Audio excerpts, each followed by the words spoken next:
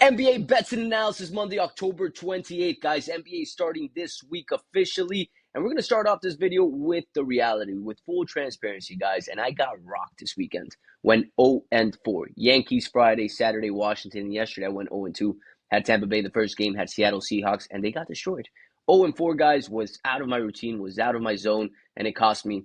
Personally, I feel like this trip and the whole situation with the Hard Rock threw me off a little bit. But that's not an excuse. At the end of the day, we got to put in the work every single day, and we're going to bounce back this week, guys. One thing about me is I'm always transparent. I'm always going to post my losses and my wins, both on Instagram, on YouTube, wherever I am talking. And if you guys go follow me on Instagram at AF Sports, you'll see every day my results posted, win or lose. Go back 5 years and you'll see every result, because I believe transparency is key, and nobody wins every week nor every day. Losses happen. They're part of the game, and you have to be able to stomach them if you want to win long-term in this industry. And trust me, this is absolutely nothing. I've been through a lot worse. I've lost my bankroll twice when I started in this industry. And I'll tell you guys one thing. It's never as bad as it seems or as good as it seems. The reality is this month has been fantastic. 16-8. We're averaging out typically. I'm hitting high 60s, low 70s% win rate. And I started the month hot. I started high 80s, and now I'm averaging out. The law of averages, right? So it's happening, guys. Regression does happen in every industry. And as always, guys, transparency. Now, my promise for you guys this week is we're going to make it back and bounce back one day at a time, with one play at a time. And today we're going to get into NBA. So that's very exciting. Now, guys, obviously there's going to be the people that are going to talk smack within this video, saying that I'm cold, all this good stuff. So be it. Those are low vibrational people that all they want to do is talk shit. Ignore them. Let them be, guys. I ignore them, so you guys should too. For the people that believe and are always taking my plays and have been profiting with me, because you guys know I've been profitable, let's continue on, guys. This is a part of the game when most people want to jump off and go find another capper.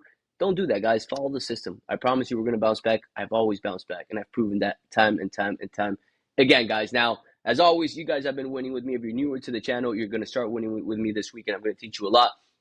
All I ask for in return, guys, is for you to share the show with a couple buddies that do this. Like this video and shoot a comment, whether it be negative or positive, guys. Shoot the boy a comment, and let's get to today's action. So I'm not going to touch MLB anymore, guys. I think that series is rather sketchy altogether. NFL, I don't like today's game, but I have loved NBA so far, and I'm going to get straight to it. Today's video is going to be rather short, concise, to the point, and I'm going to give you guys the winner. So the game I'm looking at today is Cleveland at New York Knicks. And let's break this game down for a second. This line opened up at -2.5, as you guys can see right here, in favoring of the Knicks, guys. Money and support is going to the Knicks. 65% of the bets going to the Knicks and 88% of the handle. That's on the spread. When we look at money line, it's a little bit similar. 67% of the bets, 74% of the handle going to the Knicks, right? And the line's still been steady at -2.5. Depending on the books, some books open it at -3, which was a key number, and it pushing down to -2.5 is very significant, guys. 3 is a very key number in basketball, just like it is in football. Now, let's look at these two teams, guys. New York, a team that is expected to do big things, to reach the finals. They got big names in their team now. Towns, Bridges, Brunson, you name it. And they started the season with a huge L in Boston, and then they bounced back against Indiana 3 days ago now, right? Cleveland on the flip side, 3-0, but they have faced pretty bad teams. But nonetheless, they're making a statement in each one, and they've covered the spread in all 3 games. But the strength of schedule, let's definitely call it what it is. It has not been the same, right? Cleveland has played a couple more games more than the Knicks, but at the end of the day, the opponent quality is not the same. Boston, recent championship. Cleveland probably would have gotten destroyed too. And then Indiana, which is a tougher team than the teams that Cleveland has been playing. Now, let's talk about Indiana a little bit. And right now, we're in a situation where the season just started. We have a little bit of data to talk about, but at the end of the day, it's very premature in the season to even factor this in. I'm going to talk about it, but a lot of changes can happen, guys. And I would say look at these stats after this week or after next week. 2 weeks in, the data starts really solidifying, and it makes sense to back it up. But with this game, guys, I like to look at history typically, like to see what's going on. And Cleveland's a team that, head to head, they haven't done too well against the Knicks. But Cleveland's a team that last year suffered a lot of injuries. Big time, right? And right now they're in a situation where they're healthy. And my big thing with this game is their defense. Cleveland has great defense. Jared Allen, Donovan Mitchell, 2 key players within that team that have been playing extremely well and can continue playing really well. The Knicks, on the flip side, guys, my concern with them today is the following. They are having a couple situations where they have hurt players. McBride, a key player coming out of their bench. The kid's been balling. Josh Hart, you guys know him, and Robinson, which is a key backup to their centers, right? Typically, right? Sims can play too, but Robinson is much better. Now, when we continue looking at this game, let's factor in the following. defensive versus offensive stats. And I'm going to take you to a website called cleaningtheglass.com, which I use. I think it's great. It's $5 per month. You guys should utilize it because it gives you a lot of information that's useful and more concise, in my opinion. So we're going to go to this game, next day, which will be today's game, the Knicks versus the Cavaliers. And offensively, both these teams started very similar. As a matter of fact, the Knicks have the edge a little bit because of that blowout game. And I'm flipping the match for you right here. Cleveland offense, third in points per possession, second in field goal percentage, turnover percentage, offensive rebound, and free throw rate, which are 5 stats that I look at primarily. And offensively, the Knicks have the edge a little bit. Not too crazy, but they do. Now, where this game has an edge for Cleveland that is not even close is the defensive side of things. And you see it for what it is. Cleveland ranks pretty much top 5 when it comes to points per possession, field goal percentage, turnover possession, not offensive rebound. But where's the Knicks? The Knicks are sitting 29th, 30th, 28th. And I don't believe this is going to be something representative for them for the entire season. I just think they're getting used to each other. And that's part of why I am not going to take the Knicks today. I'm going to take Cleveland. Cleveland is a team that's coming back. They have chemistry. They have a great team defensively. They're shooting the 3 ball extremely well. And we're going to talk about that here in just a second.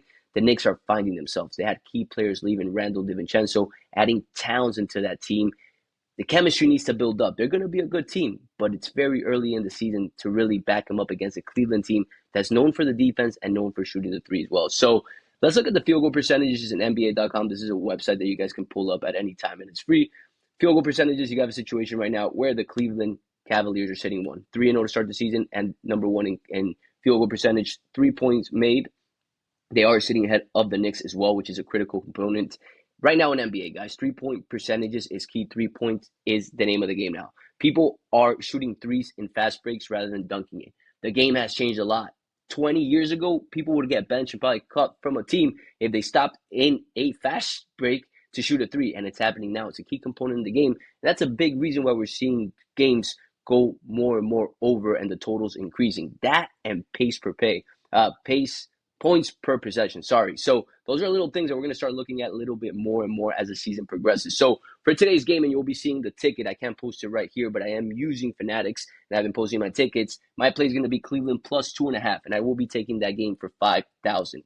Now, before I let you guys go, this is the month of October, so you guys see it for what it is. Always transparent with you guys. You guys can go cross-reference this on Instagram and see my results posted every single day. Yes, we've lost the last 4, but at the end of the day, I'm going to do it right in front of you guys, equal sum, and scroll all the way down, and you'll see we're up close to $30,000. Now, last week, we started the challenge, as you guys can see right here, and I took extra plays for $2,000 on those 2 games, but at the end of the day, there were 5% plays as well. We had a separate account for the challenge that we're doing 5,000 to 100,000. And right now we started 2-1. We did take the L with the Yankees, and we're up around $1,000 in that, which I will resume tomorrow once I'm back in Miami and I can utilize the Hard Rock app. Not utilizing mine, I'm utilizing someone's that I'm not going to talk about here. But that is it for today, guys. Let's make it a winning day, guys. Let's bounce back. Let's stay positive. Let's stay disciplined. And for those that are thinking that, oh, let's fade this guy, all I have to say to you is good luck, buddy. I'm going to bounce back like I always do, and I'm more motivated than ever. These moments, to me, I love them because I get to prove people wrong, and I love doing that. So let's get to it, guys. I'll catch you guys tomorrow.